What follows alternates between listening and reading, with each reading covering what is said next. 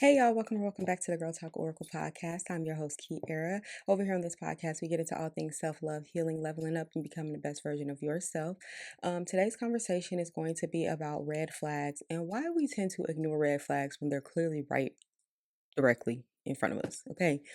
Um, Nice start to Monday. How are y'all feeling? How are y'all doing? I feel good. I don't know, I'm in a good I don't know. I feel good and I don't know. I'm just at a point where I'm not letting things throw me off. And I get have little moments where I'm doubting myself or just trying to get through the fields of everything. But overall, I feel amazing. Let me know how y'all feel down in the comments. Without further ado, we're jumping straight into this episode because I talk too damn much. Okay. So let's go ahead and jump straight into Oracle Corner. The message of the week is intuition versus attachment. And a lot of times we ignore red flags because of an attachment issue that you have with a person, place, thing, or just any situation in your life. You'll tend to ignore certain red flags because of an attachment issue, especially when it comes to relationships, friendships, and connections that we have with other people. We tend to ignore red flags because of you're so attached, you develop an emotional bond with the person, so you tend to attach to them more instead of trusting yourself the first time. So it's basically about trusting yourself and not the potential of what could be when it comes to situations, because a lot of times you get so wrapped up in the potential of what somebody can be or the potential of what something could be that we ignore the red flags and try to paint them green, and it doesn't work. Eventually that paint is going to chip off and you're going to have to deal with the red flag underneath. Okay.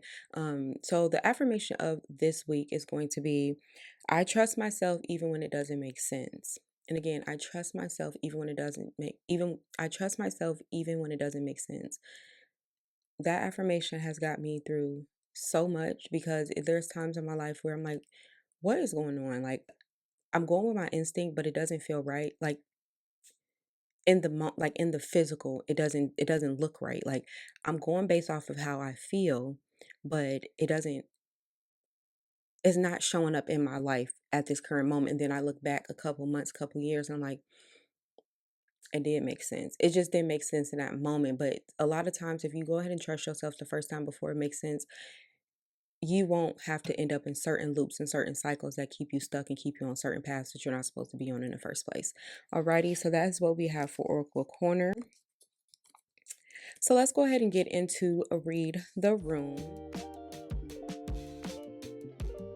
So the first topic in Read the Room is going to be dating and red flags. Of course, we got to start with dating because I think that's the biggest red flags topic of conversation in today's time is red flags when it comes to dealing with men or dealing with a woman or dealing with people that you are romantically involved with.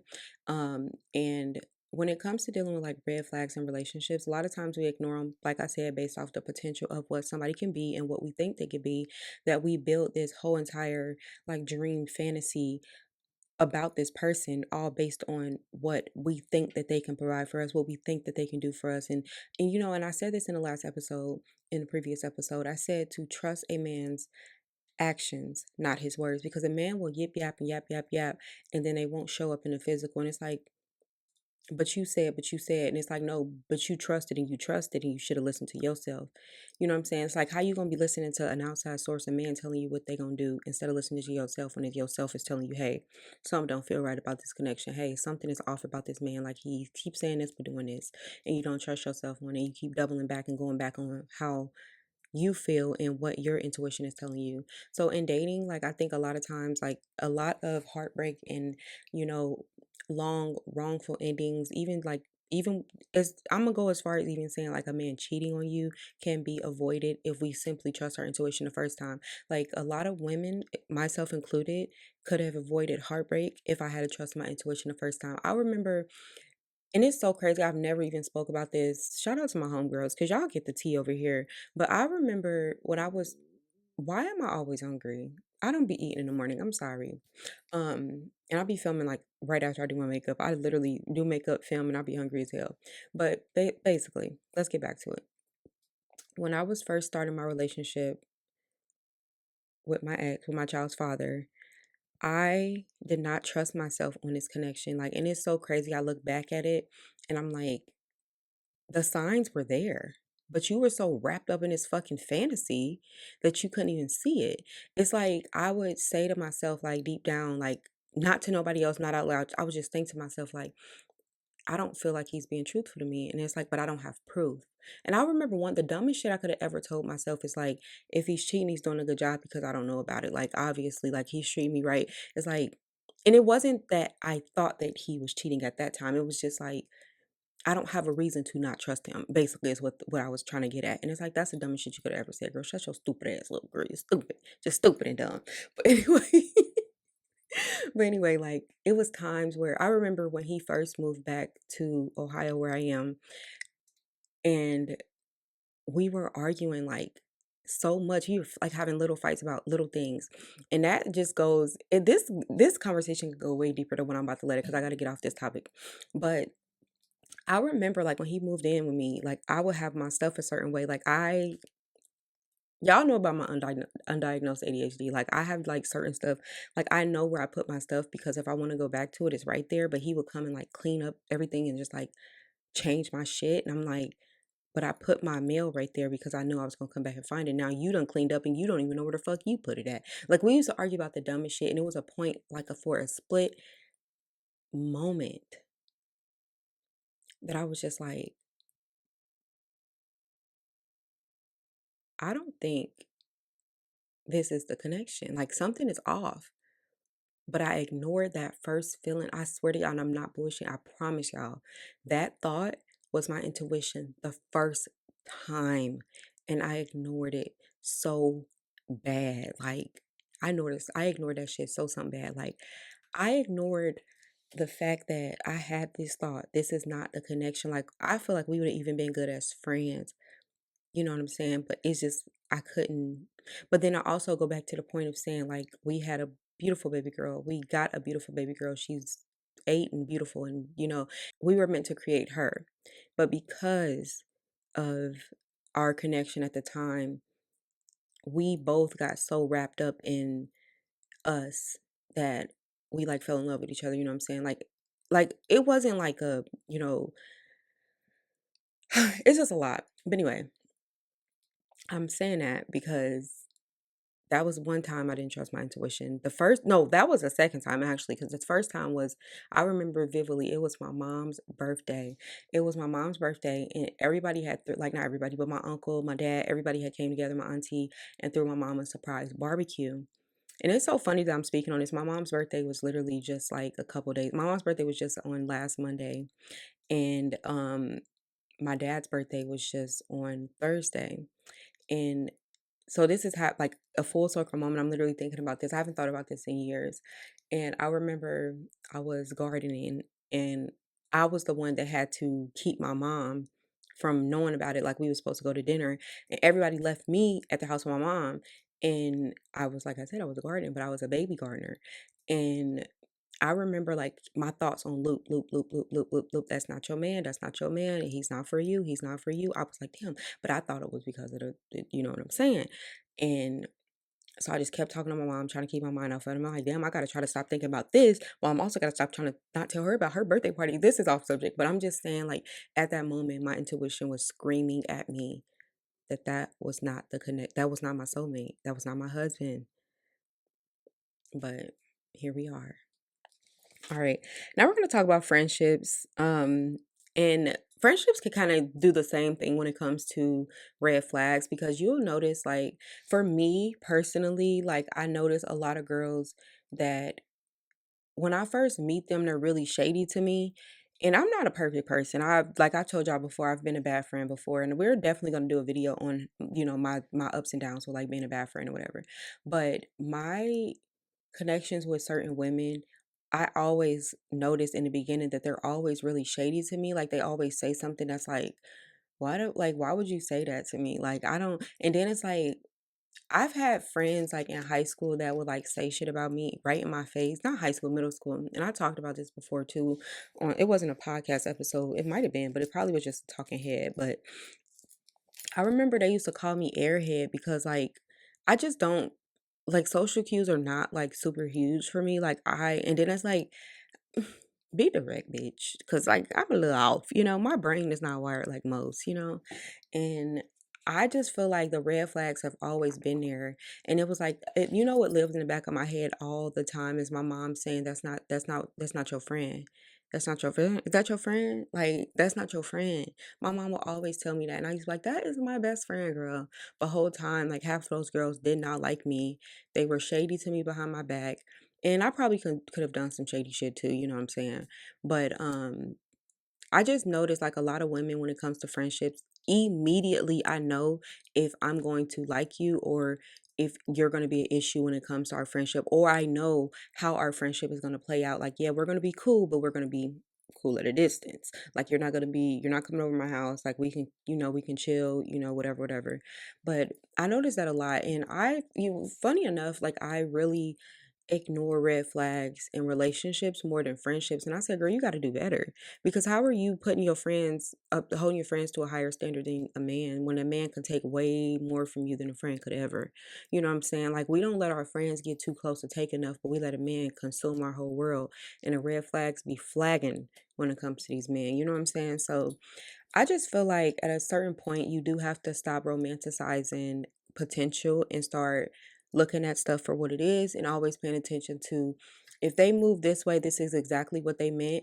And it's not no in between that. Like, if you treat me this way, this is exactly what you meant. If you said this, or if you did this, or you didn't pull through, the flag is put the flag on the play. Okay, it is what it is. The red flag is there. It ain't green, and you can't paint it green for me. Like, it is what it is. All right. So let's go ahead and get into vibe check.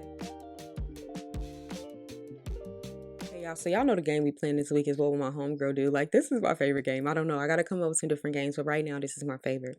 All right, so this one, the first scenario is what would you do if you catch a red flag in a man that you're dating, but everything else seemed fine and on standards for the man that you're looking for, and he's your type in every other aspect, but there's something about him that's like a red flag. What would you do in that scenario?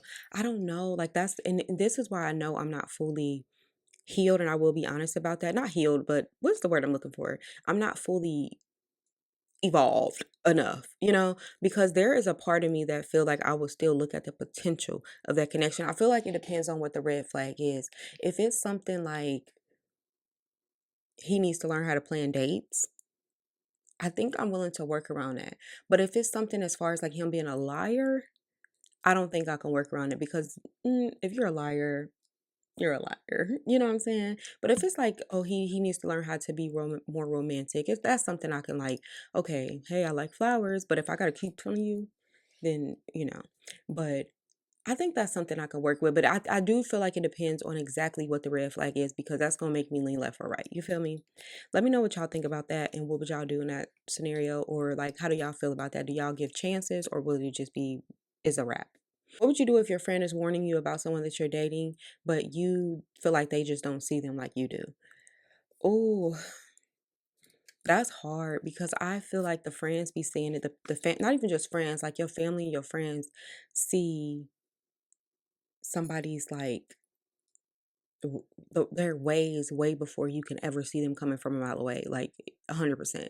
So I think that like I would take it into consideration. Do I let it rule like everything that I have going on? No, but I definitely will take it into consideration and be like, let me start watching this. Let me watch this a little bit because yeah. But I'm not gonna let it like control me and like me just do everything my friends say. Because I feel like once you put your friends in your business or family in your business, it's kind of hard for them to get out because they feel like they gotta say so and what you got going on. And sometimes you gotta be like, this my shit right here.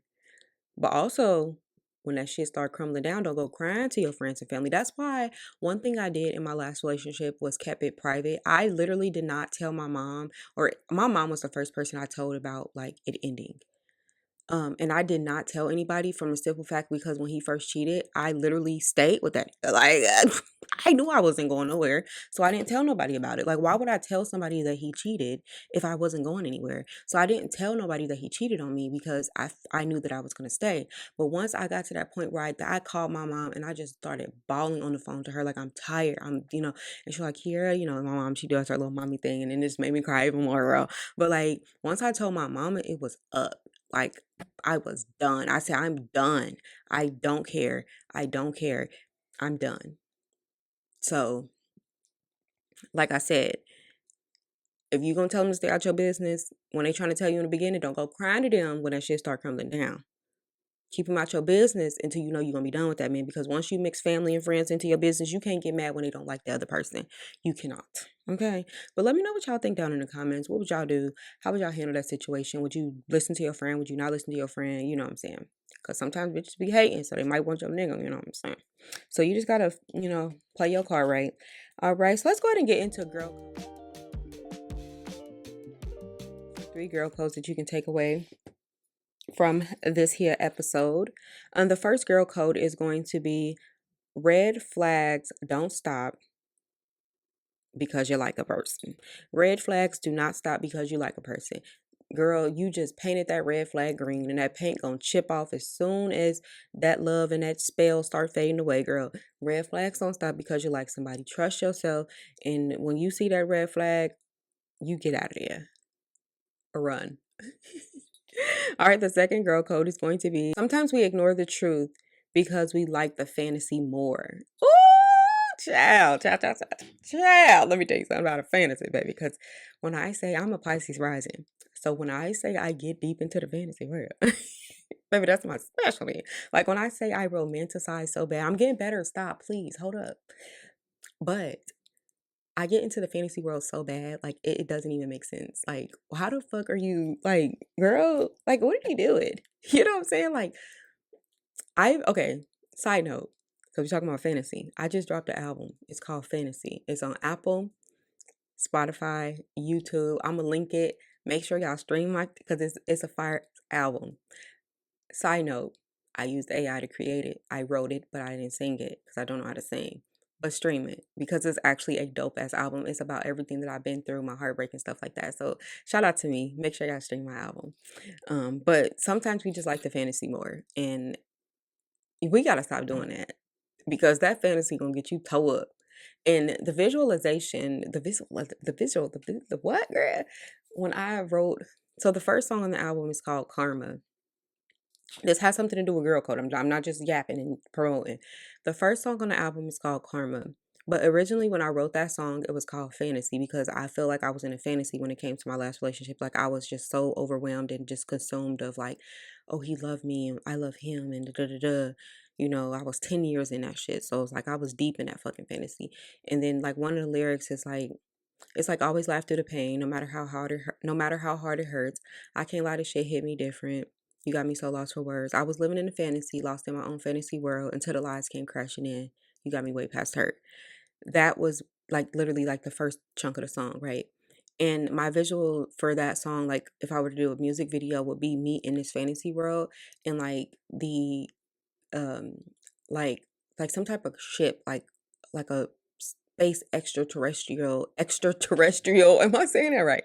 It's like ship coming and crashing, and then everything is changed from there and it's like back to the real world. You know what I'm saying? That was what was in my third eye when I was visualizing that song when I wrote it. It was like my the whole world is my emotions, and then the lies is the ship that wrecked my emotions and had brought me out of that fantasy of like being in love, you know.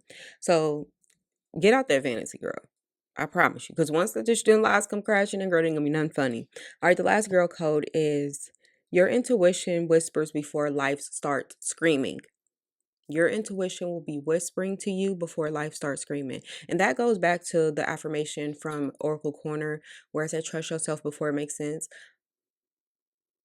Trust yourself before it makes sense. It does not matter if it does not make sense at this moment. I promise you it will make sense in the future. Like if your soul and your spirit is telling you, don't do that, don't do that, don't do that, don't do that, maybe something else, don't do that, don't do that.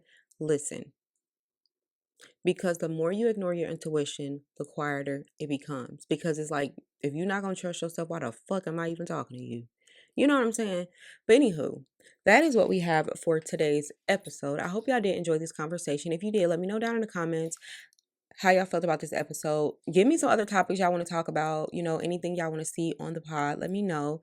If you are listening on Spotify, shout out to you, hey girly, because a lot of listeners probably are watching on YouTube because I am filming a video podcast as well. So if you are listening and you want to see the visuals, come and check your girl out. And yeah, I mean, that's all I have for today. I hope y'all did enjoy this podcast episode, and I will catch y'all back for another one. I will see y'all later. Bye.